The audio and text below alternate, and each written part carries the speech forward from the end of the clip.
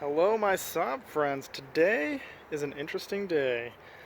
I picked up a basket case of a Saab, a 2008 Saab 9.3 Aero, 2.8 liter V6, magical 6-speed manual transmission, and all of this wonderfulness. Now this is kind of twinsies with my 2008 Saab 9.3 2.8 liter V6, also with another magical 6-speed manual transmission, Aero. So these are twinsies. This one is my laser red Saab that you can see all over my channel, and now this one is my project, which is a fusion blue metallic. So I ran the numbers. This car, there's I think 21 in this year in combination. That's excluding the interior of it. And then this one, there's 1 and 18, I believe, for this year, and this combination minus the interior code. So let me move this guy out of the way, and I'll show you a better close-up of my beautiful project.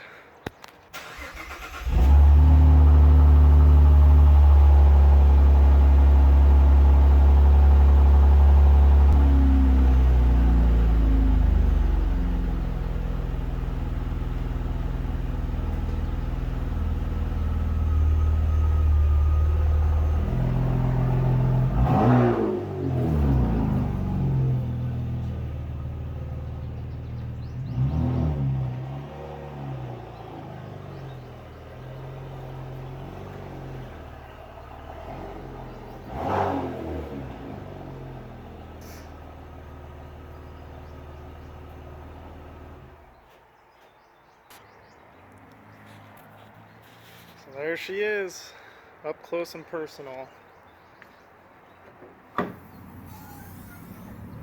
There's that 2.8 liter V6 turbo, and here is the bumper. Now you may be saying, well, Gary, did you do this for clickbait? And actually, no, I did not. This is exactly how I received the car.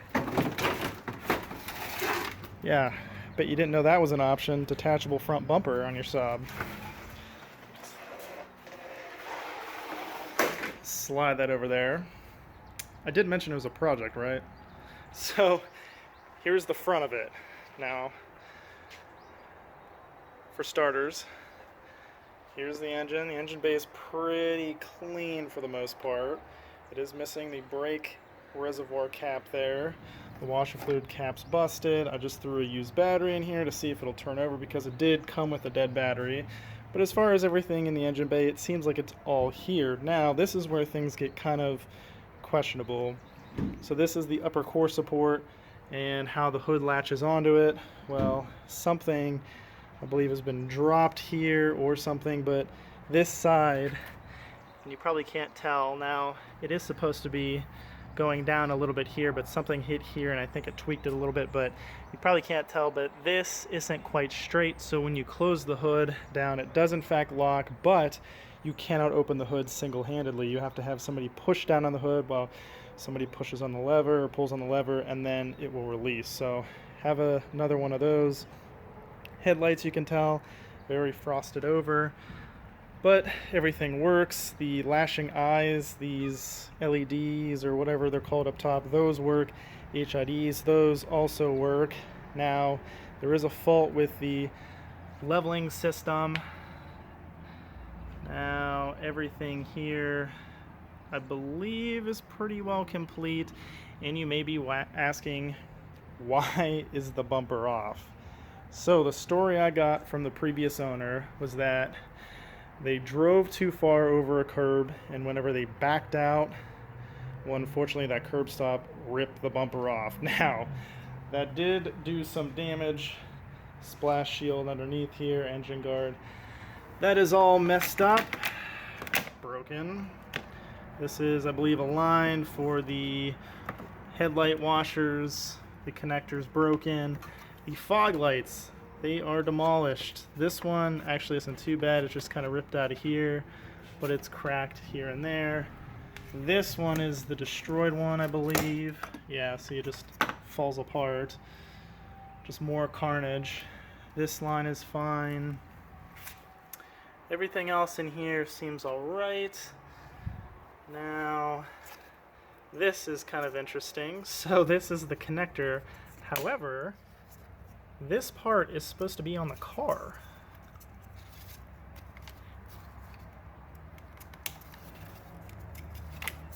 Yeah, that's supposed to be on the car.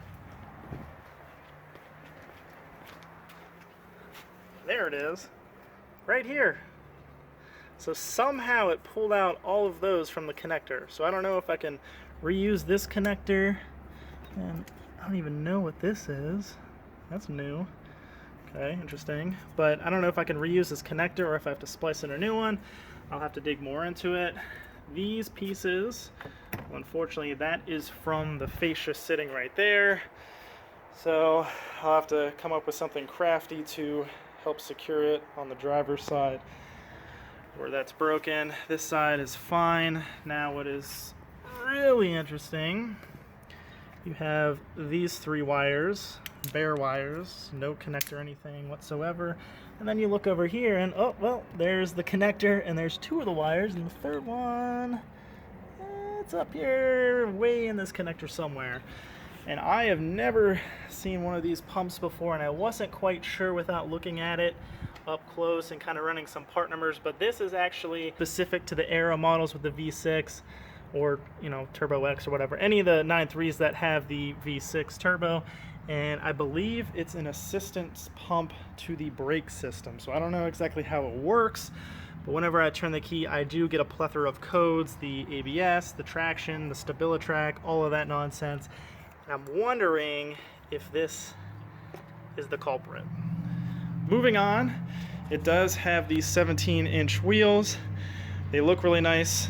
These were on my 2007 9.3, my black one that I have on the channel earlier, a couple years ago. But unfortunately, they are rather curved up. I think the other ones are in decent shape, but this back right one, that one's really bad. Tires, horrible. So much so that the front driver tire won't even hold air. The tire is so dry rotted. So I do have the factory rim in the trunk, but right now it's sitting on a donut, so I can actually roll it around. This back tire is pretty low, same kind of thing, old, dry rotted, and overall just needs replaced. Now, as far as the condition of the body, I love this color, this fusion blue metallic. Don't see too many Saabs in this color, nor really the laser red, but this blue looks really good. A couple dings and dents here and there. You can see one there. There's a matching one somewhere on the door right there. Some scratches, and overall a couple other dings and dents and scuffs and whatnot. But overall, it looks pretty decent. Ice block taillights look in good shape. The rear fascia looks great. Probably hard to tell with the reflection there. Factory exhaust. And that's one thing that I like about this car. For the most part, it seems relatively unmolested. Everything seems factory. There's no cold air intakes, there's no lowering springs, there's no tune, none of that. It's all primarily factory. Another issue is this window regulator, or actually this kind of door electrical system in general. The window regulator is stuck down. When I got the car, it had a big thing of duct tape over here. Can't stand that. I understand while you need to do that if the car's sitting out, so you obviously don't want water in here, but it just makes me cringe when I peel that tape off and you have all of this sticky residue. So I think literally the first thing that I did with this car was, once I got in the garage, I peeled this off and I hit it with some goof off and got all that stickiness off. But the window regulator does not work. I tried to move it and I heard some crunchy noises, which obviously isn't good. So I have another one and I will assess. I'll pull this door panel off and take a look. And also too, I don't know if there's an issue with the door lock actuator. When you lock and unlock, this door does not do anything. So that for the most part is the exterior. Actually, let me show you the driver's side real quick. It's kind of tucked in the garage tightly, so it's hard to tell. It is very dirty. But now, my two favorite parts of this car. And that is the fact that it is the B50 leather interior. Now, if you don't know a lot about these Saabs, this interior was a $1,500 to $2,000 option. And why? Because from my understanding, it's actually real leather. And it's weird to say it because I've never sat in a Saab 9.3 with the B50 leather interior before I picked up this car. But compared to my red one with the Aero interior,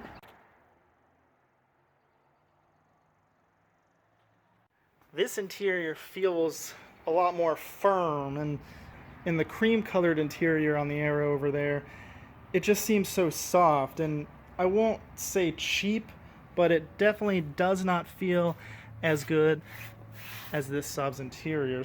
This is one of my favorite parts of the car, as well as that. I love a good manual transmission. I love the manual transmission in my red car, so this is a nice addition. Everything else, interior, it's kind of, it's alright. Same leather interior on the back. Door panels are nice. Trunk, nothing too spectacular with that. If I find the right key.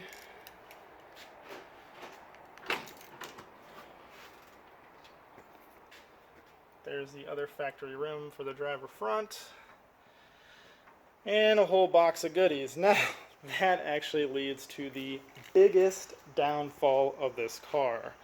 Yes, there's a lot of simple things to change. Maybe a door lock actuator, window regulator. The bumper, that can be kind of tricky. I'll have to do some soldering. Hopefully that takes care of some of the codes. There's also an issue, I believe, with this impact sensor. Something fell off of it, I noticed. And it does have an airbag light, so I have another one of those I'll try. So I feel like a lot of this stuff is relatively simple, cleaning the headlights and stuff. But the biggest downfall to this car, and the most unfortunate thing, is the engine. Now the engine, it has 177,000 miles on it, 177 or 173,000 miles on it. Overall, the car seems in decent shape, but the engine, unfortunately, I believe I need to either rebuild it or just straight out replace it. Fortunately, the previous owner was relatively forthcoming and basically told me that the reason that he wanted to offload this car so cheap was mainly because of the times, everything going on, and the fact that he doesn't have time to fix this engine. He was saying how he drove it around for a while, he owned it for a couple years, he thought he had an issue with coolant with the reservoir, replaced that. Thought there was an issue with the water pump, bought one of those, thermostat, so on and so forth, and unfortunately couldn't track down the issue and overheated the car and the head gasket went out. So I'm going to do some tests to just see if I can confirm that. I'm going to run some numbers, talk to some friends, see what their concerns and questions are, and see if they can guide me in the right direction. And of course, my subscribers. You guys probably know these cars more than I do and know some ways I can test and kind of rule out a couple different things. But for the most part, I believe this engine is going to be getting replaced. But the main reason why I purchased this car was for this interior, because it's actually going to go in this car. Now, before you dislike the video, hear me out. This car was basically destined to be parted out. And I can't see that. I cannot do that. I've always wanted a black interior in this car. I actually almost swapped my 07 anniversary Saab interior whenever I was selling that to put in there, just because I love a dark interior. And I do love the interior. It's styled very well. But again, compared to this interior, this is top notch. Now what's funny is I actually have a full other 07 anniversary Saab interior I can throw in that to save this one. But honestly, I'm kind of moving on to bigger and better things. And I just, once I experience this B50 premium leather interior, I want it in there. That's going to be quite involving. I'm going to have to do the door panels, which isn't the end of the world. The seats, those aren't bad. Center console, that gets a little tricky. But especially the most involving is the dash. Don't know 100% how I'm going to be able to get this out. I know there's bolts on the side. There's probably some bolts somewhere. That speaker panel may come out. But I know in some of the cars that I've done in the past, the windshield had to come out. I don't believe that's the case, but I'll pull apart this car first and see what I can do with that. So just to be clear, the previous owner was about to sell this car to somebody that was only going to utilize it for parts. They had zero intentions of getting it running, whereas I stepped up and I said, hey, I need some of these parts, but also I have all intentions of getting this car back up and running. The interior I plan to utilize in the red car, and then I'll take that cream colored interior from the red car and put in this one. I'm also planning on doing something with the engine, either fixing it or just replacing it in its entirety from another used Saab. But for the most part, this car is going to be back up and running. Yes, I'm going to utilize it for some parts, but it will live another day. So let me know your thoughts as far as the interior. Do you think I should swap the interiors? Do you think I should put the anniversary seats in my red car? Or heck, even this blue one? Because I have 3 different interiors. I have the anniversary, the cream in the red car, and then the B50 premium leather.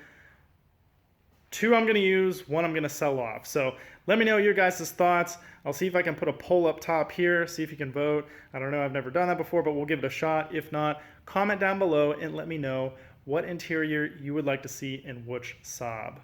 So you may be asking, what are my long-term plans with the car? Previous owner, he just didn't have the time or the means necessary to fix this car, and it eventually was going to get parted out. So in my eyes, I'm somewhat saving this car. I mainly bought it for the interior, which I'm going to get it running. I'm going to take you guys along for the journey, and we're going to save this Saab so that it's not destined for the crusher or to be dismantled into little pieces. So stay tuned. I'm going to have some other videos coming up here shortly. Let me know what you guys think. I do appreciate you watching. Be sure to subscribe if you want to continue and follow this journey, or if you want to watch other Saab content and Saab videos. I have plenty other how-to stuff out there. I do appreciate you watching. Be sure to like, subscribe. If you have any questions, comments, concerns, be sure to drop a comment down below, and I'll catch you guys next time. Thanks for watching.